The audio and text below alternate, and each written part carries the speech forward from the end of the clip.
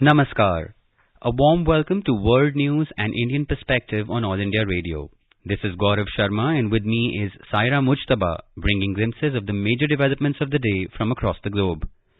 Over the next half an hour, we shall bring you the latest from the world of politics, economy, sports, entertainment and more.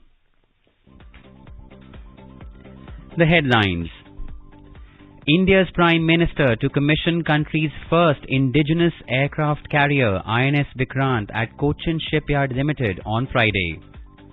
Sri Lankan government and the IMF reach preliminary agreement for a loan of $2.9 billion to support country's economic policies. Bangladesh Prime Minister Sheikh Hasina to visit India from the 5th to the 8th of September. India calls for working together for stronger recovery and resilience towards climate change. India's fighter jet Tejas Mark II project gets the nod of the Cabinet Committee on Security. Former Prime Minister and Pakistan Tehreek-e-Insaf Chairman Imran Khan granted bail till September the 12th. India-Russia multilateral strategic and command exercise Vostok 2022 to continue till the 7th of September. And in Japan Open Badminton, HS Pranoy enters men's singles quarterfinals, defeating Loh Keen Yew of Singapore.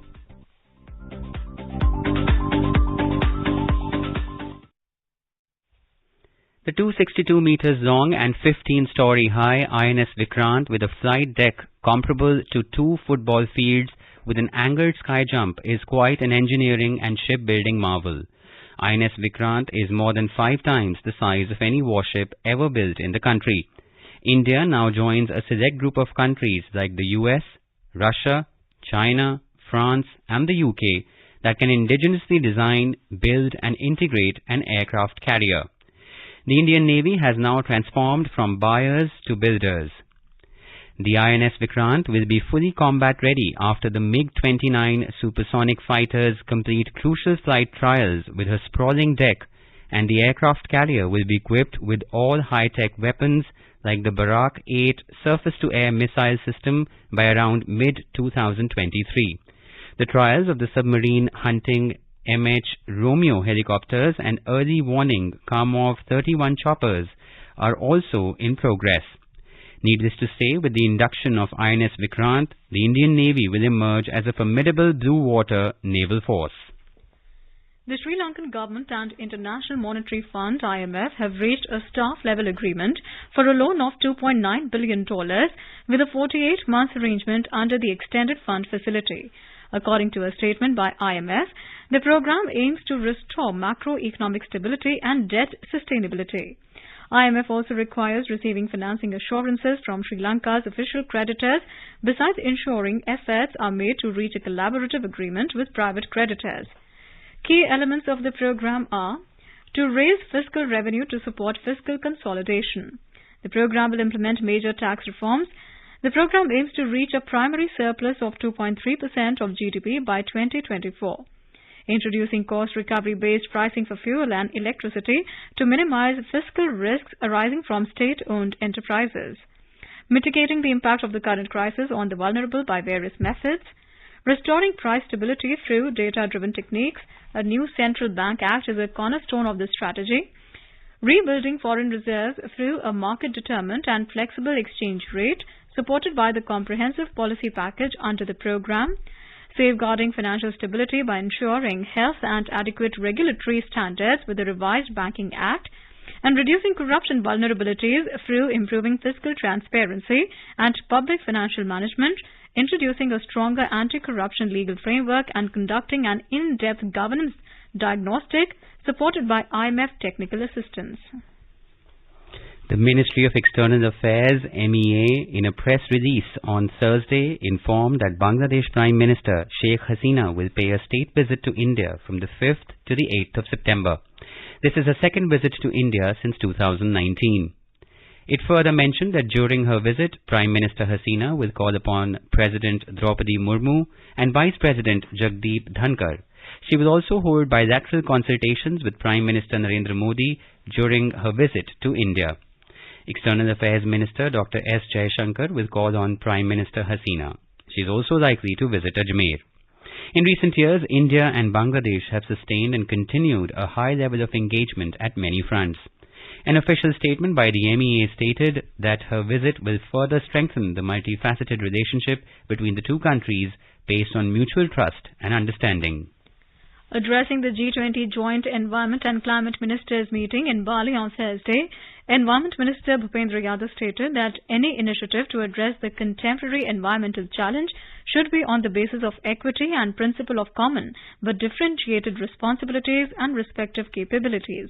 He also said that climate change is a global phenomenon, but its negative impact are severe on the poor and the vulnerable, especially in the developing countries. Mr. Yadav further added that the impact of climate change is deeply unfair for the developing countries who had minimal role in its acceleration but are most severely impacted by the outcome. Stressing on the need to work together for stronger recovery and resilience across the globe, leaving no one behind, the minister said that this is at the heart of the 2030 Agenda of Sustainable Development. He also cited Prime Minister Modi's mantra of life, that is, lifestyle for environment for sustainable development. At the conclusion of the G20 meeting, Mr. Yadav informed that India will assume the G20 presidency from the 1st of December this year. In today's Hotspot section, we bring you a discussion on India-UAE relations. In conversation are Shrikant Sharma, a former diplomat, and Simran Sodhi, a journalist. Today we are discussing the visit of External Affairs Minister Dr. S. Jaishankar to the United Arab Emirates. The External Affairs Minister is currently in the UAE, and this visit will review the comprehensive strategic partnership between the two countries. Ambassador Sharma, how significant is this visit in the light of the fact that we have seen the India-UAE relationship really strengthen in the last few years? UAE has become one of the most important strategic partners of India in the past few years. The vision statement issued at the virtual meeting between the Prime Minister and the Crown Prince of UAE in February this year actually lays down the sweep of what the two countries have achieved and what they plan to achieve in the coming years. It covers virtually all aspects of bilateral relations for cooperation, and it covers the whole gamut of strategic partnership between India and UAE. So EM Dr. Jaishankar will at this visit cover all the aspects of the strategic partnership which was discussed. Then we had the SEPA, Comprehensive Economic Partnership Agreement, which was also done in February last. And that again looks after the bilateral relationship, economic relationship in a cooperative framework. Another important dimension was in July this year when they had the I2U2 summit between India, UAE, Israel and the US. And at that summit, the summit statement actually lays down the first steps which will be taken. And these first steps actually involve India and UAE. The UAE is home to the International Renewable Energy Agency, IRENA, and host of COP28 in 2023. UAE is going to invest $2 billion to develop a series of integrated food parks across India, incorporating state-of-the-art technologies which are climate smart. And these technologies will be geared to reduce food waste and spoilage. They would be geared to conserve fresh water and employ renewable energy sources. India will also provide land for this project and will facilitate farmers' integration into the food parks. And US and Israeli private sectors will be invited to lend their expertise and offer innovative solutions. Now, these investments will help maximize crop yields and in turn help tackle food security in South Asia and the Middle East. Other clean energy dimension of the I2U2 group is to advance hybrid renewable energy projects in India, in the Gujarat state, consisting of 300 megawatts of wind and solar capacity, complemented by battery energy storage systems. Now, US Trade and Development Agency has funded this feasibility study for this $330 million project. And UAE-based companies are exploring also opportunities to serve as critical knowledge and investment partners. So these are the kind of very ambitious goals. And as you know, in February, when the vision statement was issued, the vision is to raise India-UAE bilateral trade from $60 billion to $100 billion. So that shows the kind of the vistas which lay ahead between the two countries. And External Affairs Minister Dr. Jaishankar will not only lead the third Joint Commission meeting, but also have strategic dialogue. And his visit is also for 2 days. He will call on other dignitaries in UAE. Ambassador Sharma, as you pointed out about the I2U2, and we have seen that there's been a lot of analysis about the I2U2 where I stands for India and Israel and U stands for the US and United Arab Emirates. We've also seen a lot of people point to the fact that the success of this grouping, fundamentally, one of the reasons is that India and the UAE today share an excellent bilateral relationship. One, would you agree with this analysis? And two, we've also seen that in the last few years, Prime Minister Modi has also visited the Middle East, he has visited the nations, and he has worked on this relationship between India and the Gulf, especially the UAE. Would you agree with the fact that the Prime Minister has also lent his own personal heft to building these relationships? Indeed, Simran, this is very true. Prime Minister Modi has actually, with his energy and dynamism, focused on the relationship between India and the Gulf countries. And UAE in the front line. It is the most important relationship in addition to the relationship with Saudi Arabia. And our oil imports from them, our expatriates there, the remittances from Indians who are living in UAE, they all bound the two countries so close and so tightly. And to be very topical, at the present moment, the Asia Cup cricket, which is India's staple entertainment, the Asia Cup is being held in UAE. And so every evening we see the stadium in UAE. So that is the kind of a visual and tangible, palpable proximity that we have. Now this proximity has been established through dynamism and leadership of our Prime Minister, who visited UAE. Then UAE Crown Prince was invited to India. And then the Prime Minister again visited for the passing away of the Sheikh Zayed. So that shows the kind of a close, almost family type of relationship. Now that is the vision that we have, that between the two countries, the meetings should be free and frequent and at a very high level. And all issues are germane to our cooperation and discussion. What you said is very true. And the I2U2 also is anchored on this very solid foundation of bilateral relationship between India and UAE. And apart from the evolving and comprehensive relationship that we have with the US and Israel. So all these four countries are increasing synergy to their cooperation by the I2U2 group. And this synergy is actually at a peak when you see this very visionary projects which deal with contemporary challenges like climate change, clean energy, food security. So these are the things which we are aspiring to achieve. And launching pad is a very substantive and solid relationship which deals with bilateral trade in numerous areas, including oil, which is very important, and the skill development, for instance. They met in February. There was this discussion about the 50 years of foundation of UAE. Now, in these 50 years, UAE has moved in a major way. Its transformation is exemplary. And today it is home to highly skilled persons, and its investment potential, its trade potential, its ports, and the entire gamut that UAE offers in the field of economic cooperation, financing, is important. This is the very opportune time also for India and UAE to harness this synergy and compatibility in their bilateral interests to maximum to newer heights. And I think EM, Dr. Jaishankar's visit will be the right moment where they can go into the nitty-gritty of bilateral relationship. Just last week, in 23-24 August, there was a senior official level meeting to discuss the agenda for the Joint Commission. It's a meticulously worked out meeting, and it has a substantive agenda. And I'm confident that at this visit, Dr. Jaishankar and his UAE counterpart will advance this agenda in substantive manner and to get tangible progress. Master Sharma, as you mentioned about the cricket ties between India and UAE, and we also see that the External Affairs Minister has appreciated UAE's strong support for the Indian community, for yoga activities, cricket and cultural cooperation. And we also see that there is a large Indian community which lives and works in the UAE. How much do you think does the fact that there is a strong Indian community which lives there, there is the Indian diaspora there, also what we call the soft power relationship, how much do you think that contributes to the India-UAE ties? Yes, the soft power actually harnesses the centuries-old relationship which is there between India and the Gulf countries and India and the Emirates.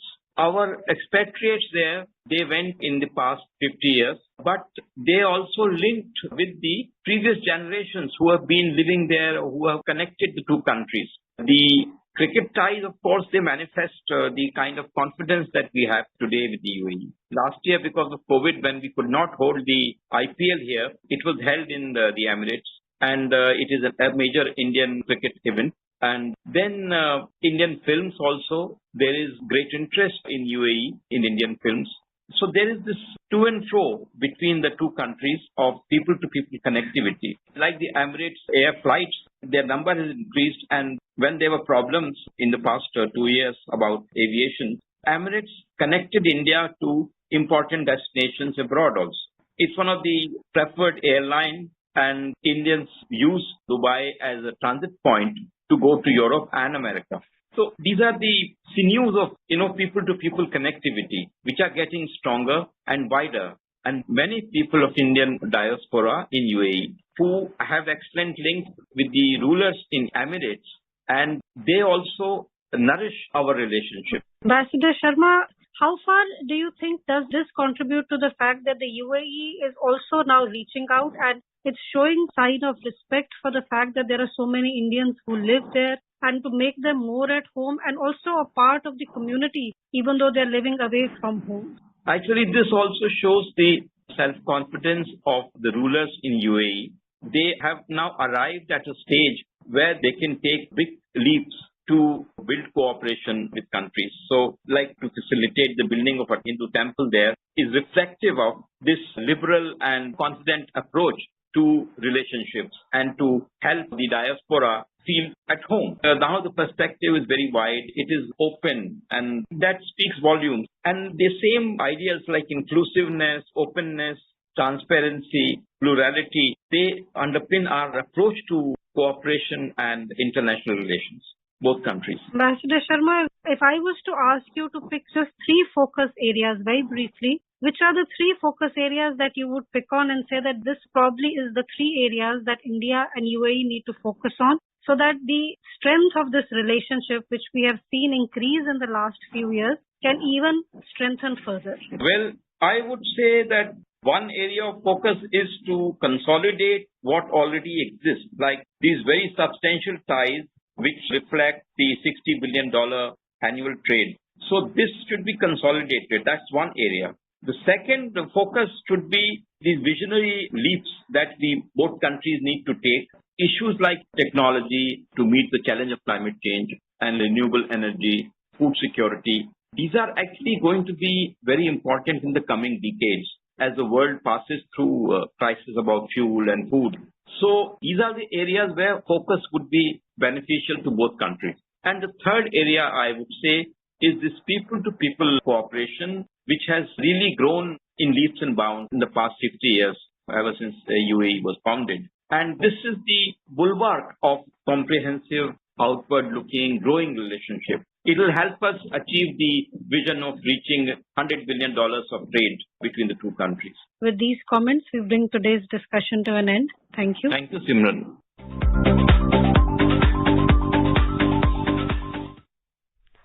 This is All India Radio giving you the world news. For quick news updates round the clock, follow us on Twitter @AIR News Alerts. The Cabinet Committee on Security has approved the Tejas Mark II project. The committee has sanctioned 6,500 crore rupees for designing and developing the Tejas Mark II fighter jets with prototypes, flight testing and certification.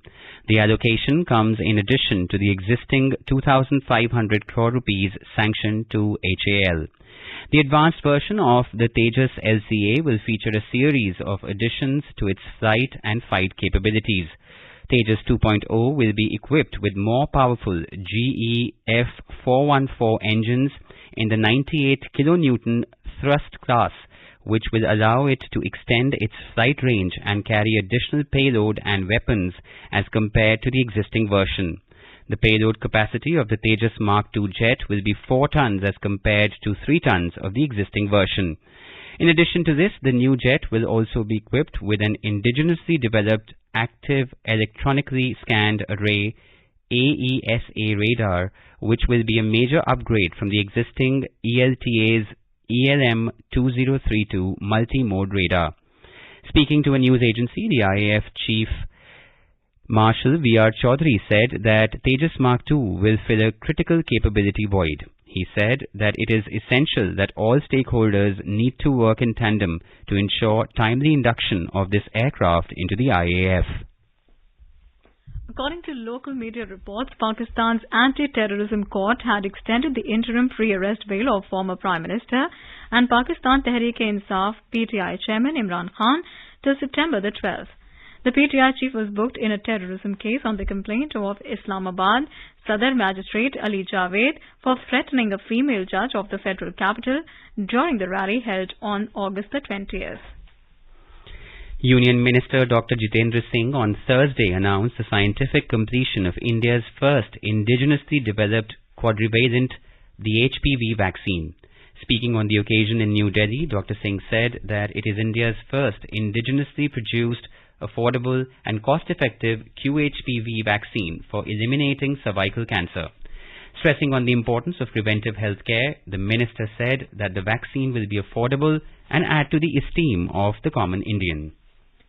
A multilateral strategic and command exercise, Vostok 2022, has commenced on Thursday at the training grounds of the Eastern Military District of Russia.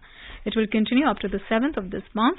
The exercise is aimed at interaction and coordination amongst other participating military contingents and observers. The Indian Army contingent, comprising troops from 7th Gorkha Rifles, has arrived at the exercise location and over the next 7 days will undertake joint maneuvers to include joint field training exercises, combat discussions and firepower exercises. A team of scientists have unearthed in Zimbabwe the remains of Africa's oldest dinosaur, which lived more than 230 million years ago. The Umbirosaurus rati was 1 meter tall, ran on 2 legs and had a long neck and jagged teeth. Scientists said it was a species of sauropodomorph, a relative of the sauropod, which walked on 4 legs. The discovery is seen as an important breakthrough because it was a part of the lineage that gave rise to the sauropod dinosaurs, which includes the Diplodocus and the Brontosaurus. The skeleton was discovered during 2 expeditions in 2017 and 2019 in the Zambezi Valley. Darlington Manyikwa, the Deputy Director of the National Museums and Monuments of Zimbabwe, informed that in the evolutionary history of the early dinosaurs, fossils from the Triassic Age are rare. He further told that fossils from that era, which ended more than 200 million years ago, had also been unearthed in South America, India, and now in Zimbabwe.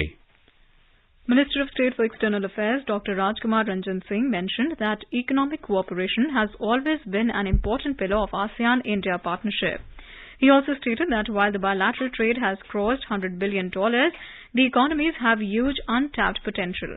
There is a great need to encourage involvement of the private sector in enhancing our economic engagement.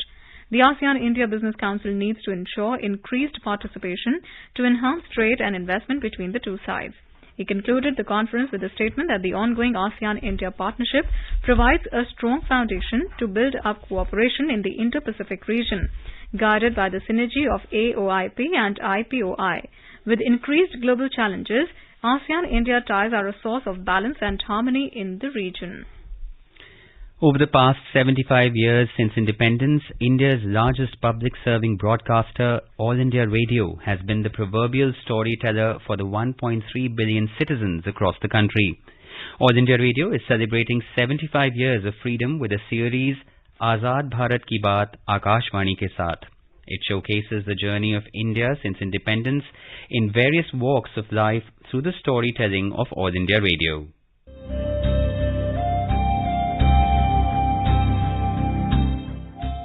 Azad Bharat Ki Baat Akashvani Ke Saath, reliving the journey of India since independence over the last 75 years with All India Radio. From 15th August, the series is being broadcast on All India Radio, 100.1 FM Gold Channel, primetime news bulletins and across all its platforms.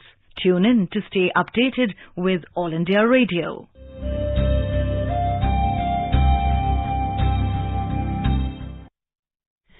In today's episode, we bring you the story of the Bharat Ratna awardees from 1954 to 1963.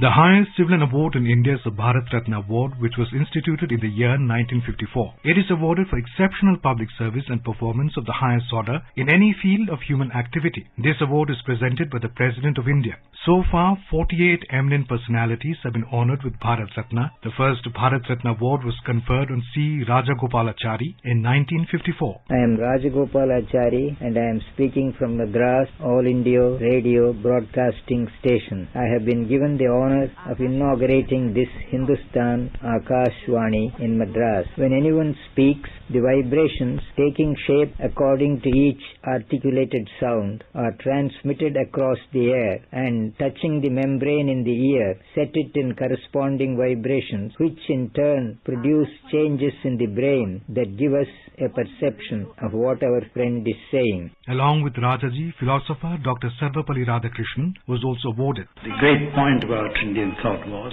that it was subject to renewal in every stage. We had Indian thought in the Vedas is one thing, the Upanishads is quite different.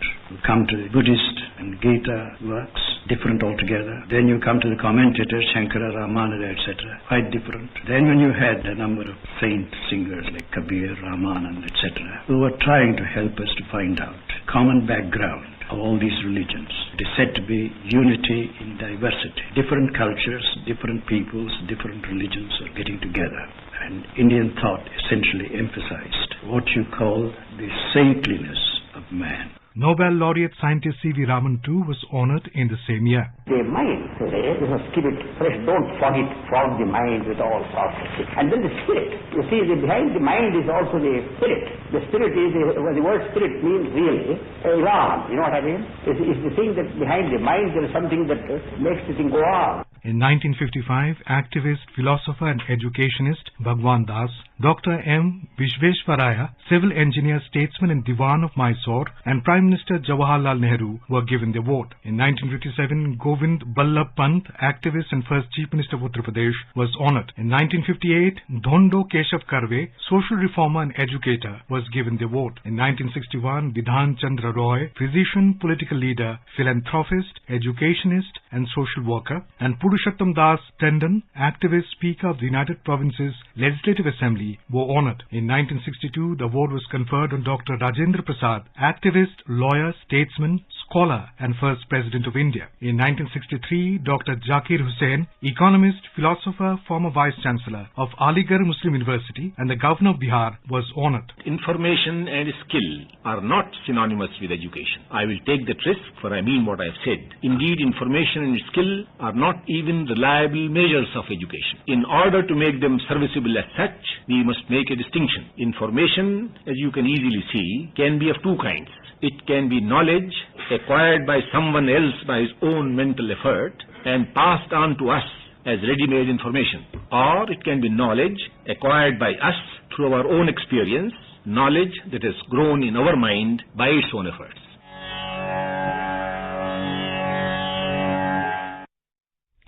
In Japan Open Badminton, ace shuttler H.S. Pranoy defeated world number 7 and 2021 world champion Loh Keen Yew to enter the men's singles quarterfinals. And before we end, a quick look at the headlines once again. India's Prime Minister to commission country's first indigenous aircraft carrier INS Vikrant at Cochin Shipyard Limited on Friday. Sri Lankan government and the IMF reached preliminary agreement for a loan of $2.9 billion to support country's economic policies. Bangladesh Prime Minister Sheikh Hasina to visit India from the 5th to the 8th of September. India's fighter jet Tejas Mark II project gets the nod of the Cabinet Committee on Security.